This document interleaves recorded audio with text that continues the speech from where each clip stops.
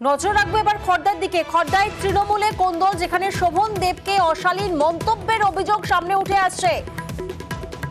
যে ছবি আপনাদের দেখাচ্ছি, জনগর্জন সবার প্রস্তুতি চলছিল, আর সেই প্রস্তুতি বৈঠকে বিশৃঙ্খলা।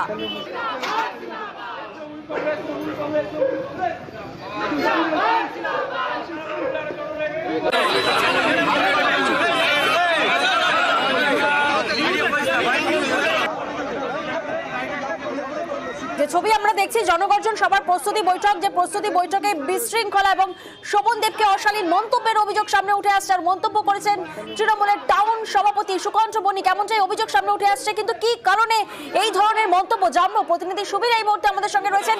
সুবীর, তোমার থেকে জানার চেষ্টা করবো যে কি কারণে এই ধরনের মন্তব্য।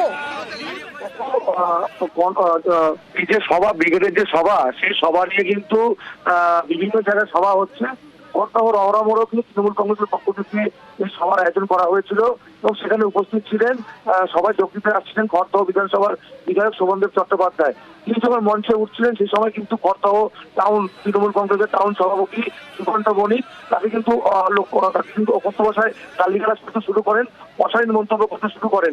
তারপরেই কিন্তু ক্ষোভে ফেটে পড়েন যারা তৃণমূল কংগ্রেস কর্মী সমর্থক রয়েছেন তারা, এবং সেই জায়গা থেকে কিন্তু এই টাউন সভাপতি সুকণ্ঠ বণিককে সেখান থেকে কিন্তু সরিয়ে দেওয়া হয় এবং ঘটনায় কেন্দ্র করে এলাকায় ব্যাপক উত্তেজনা তৈরি হয়। শোভনদেব চট্টোপাধ্যায়ের সঙ্গে আমরা কথা বলেছিলাম, তিনি বলেছেন এটা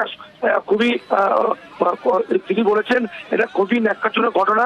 এই ধরনের ঘটনা কোনোভাবেই কাম্য নয়। তিনি একজন বিধায়ক, তিনি বর্ষিয়ান বিধায়ক, তাকে এইভাবে একজন টাউন সভাপতি তৃণমূল কর্মী সমর্থকদের সামনে এইভাবে গালিগালাজ করবে, এটা মোটেই কিন্তু ঠিক নয়।